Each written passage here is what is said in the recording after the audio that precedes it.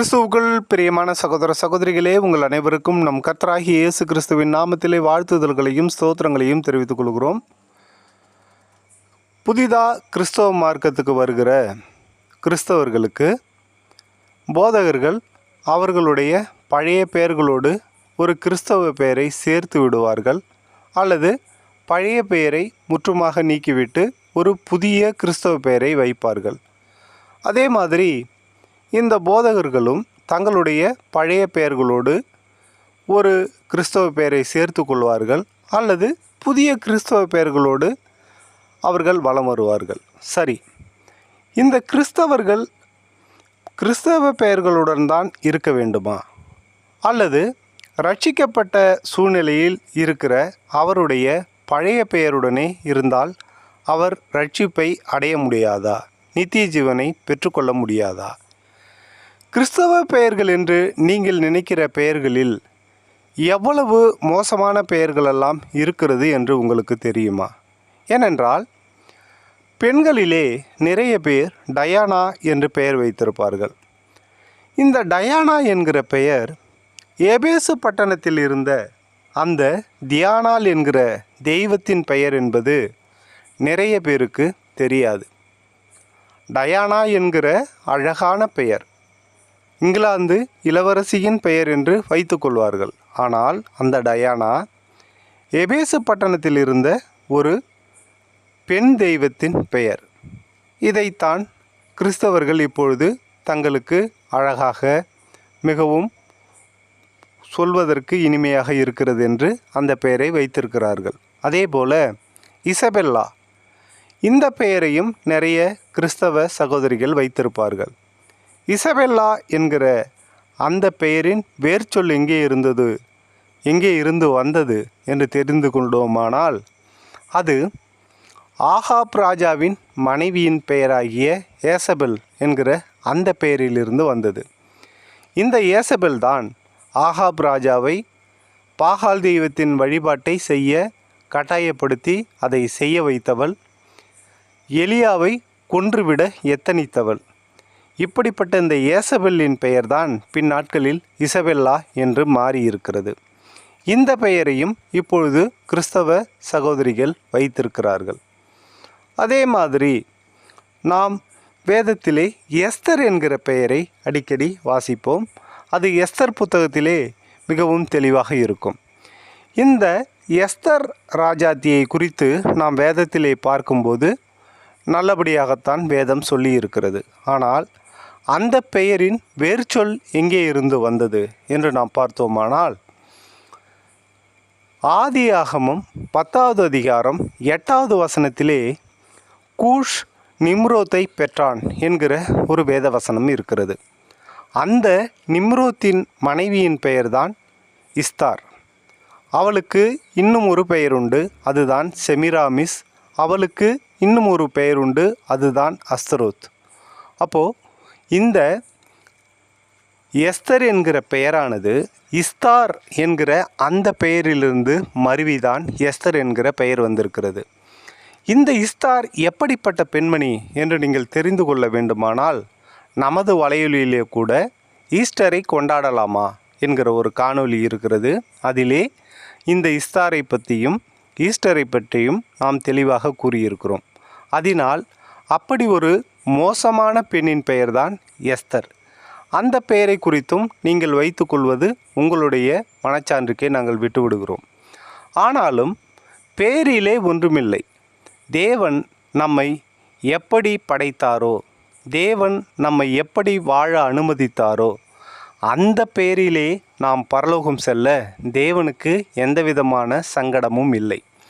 நாம் தான் இந்த பெயரில் செல்லக்கூடாது, அந்த பெயரில் செல்லக்கூடாது. இன்னமும் இந்து சகோதர சகோதரிகள் நியூமராலஜி பிரகாரம் தங்களுடைய பெயர்களில் உள்ள எழுத்துக்களை மாற்றுகிறார்கள், தங்கள் பெயரையே மாற்றுகிறார்கள்.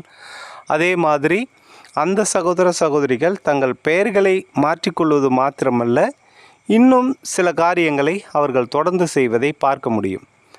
அதே மாதிரி தான் கிறிஸ்தவ சகோதர சகோதரிகளும் தங்களுடைய பெயர்களை மாற்றிக்கொள்கிறார்கள்.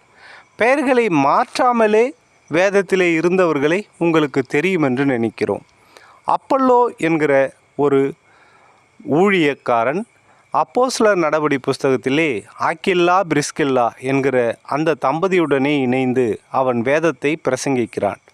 இந்த அப்பல்லோ என்கிற பெயர் உங்களுக்கு உடனே என்ன ஞாபகத்துக்கு வரும் என்றால், டயர் கம்பெனி ஞாபகத்துக்கு வரும், சைக்கிள் கம்பெனி ஞாபகத்துக்கு வரும்.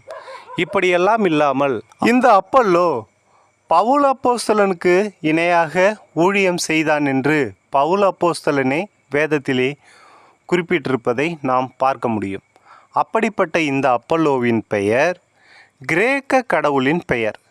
கிரேக்க கடவுள்களுக்கு அப்பல்லோ, அதே மாதிரி அட்லஸ், ஜூபிட்டர், மெர்க்குரி, ஹீரோ, இப்படிப்பட்ட பெயர்கள் அந்த கிரேக்க தெய்வங்களுக்கு வைத்திருந்தார்கள். அப்படிப்பட்ட ஒரு தெய்வத்தின் பெயர்தான் அப்பல்லோ. அந்த அப்பல்லோ ஆக்கில்லா பிரிஸ்கில்லா மூலம் ரட்சிக்கப்பட்டு வேதத்தை வியாக்கியானம் பண்ணுகிறவனாயும் அதே மாதிரி ஆத்துமாக்களை அறுவடை செய்கிறவனாயும் அவன் தன் வேலையை செய்து வந்தான். அப்படிப்பட்ட அப்பல்லோ கடைசி வரை தன் பெயரை மாற்றிக்கொண்டதாக வேதம் எங்கேயும் பதிவு செய்யவில்லை. ஆக நாம் நமது வாழ்க்கையிலே நமது பெயர் இந்த பெயர் அந்த பெயர் என்று எந்த விதமான முடிவும் நாம் எடுக்காமல் தேவன் சொல்லுகிறபடி, தேவன் காட்டுகிற வழியின்படி நாம் வாழ்ந்தோமானால் நமக்கு ரட்சிப்பும் நித்திய ஜீவனும் நிச்சயம். அதை விட்டுவிட்டு பெயர்களை மாற்றி கிறிஸ்தவ பெயர்களாக வைத்து கொண்டால் மாத்திரம் நாம் ரட்சிக்கப்படுவதற்கு வாய்ப்பே கிடையாது. அதே மாதிரி இந்த பெயர்களில் உள்ள ஒரு சிறு குழப்பம் நீண்ட நாட்களாக நீடித்து வருகிறது. என்னவென்றால் லூசிபர். லூசிபர் என்றவுடன் உங்களுக்கெல்லாம் என்ன ஞாபகத்துக்கு வரும்? சாத்தான். சாத்தானின் பெயர்தான் லூசிபர் என்று உங்களுக்கு ஞாபகத்துக்கு வரும். ஆனால் இந்த லூசிபர் என்கிற வார்த்தையின் அர்த்தம் விடிவெள்ளி நட்சத்திரம் என்கிற அர்த்தமாகிறது. சரி, சாத்தான் மாத்திரம்தான் வேதத்திலே விடிவெள்ளி நட்சத்திரமாக அறியப்பட்டானா, சொல்லப்பட்டானா என்று பார்த்தோமானால் கிடையாது. நம் கர்த்தராகிய இயேசு கிறிஸ்துவானவரை வெளிப்படுத்தின விசேஷம் 20வது அதிகாரத்திலே சொல்லப்படும்போது அவரும் அந்த இடத்திலே விடிவெள்ளி நட்சத்திரம் என்று சொல்லப்படுகிறார்.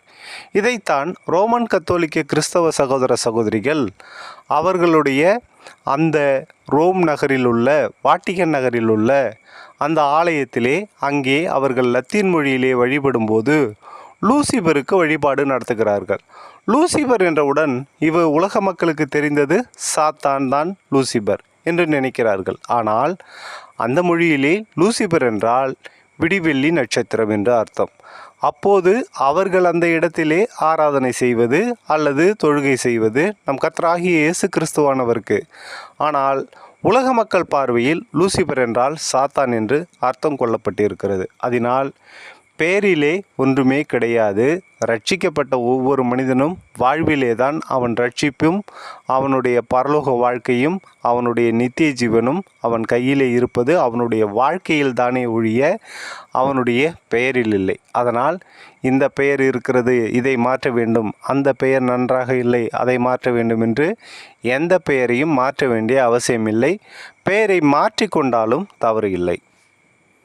இந்த காணொளி உங்களுக்கு பிடித்திருந்தால் லைக் பண்ணுங்கள், ஷேர் பண்ணுங்கள். எங்களுடைய உபதேசங்கள் உங்களுக்கு பிடித்திருந்தால் எங்கள் சேனலை சப்ஸ்கிரைப் பண்ணுங்கள்.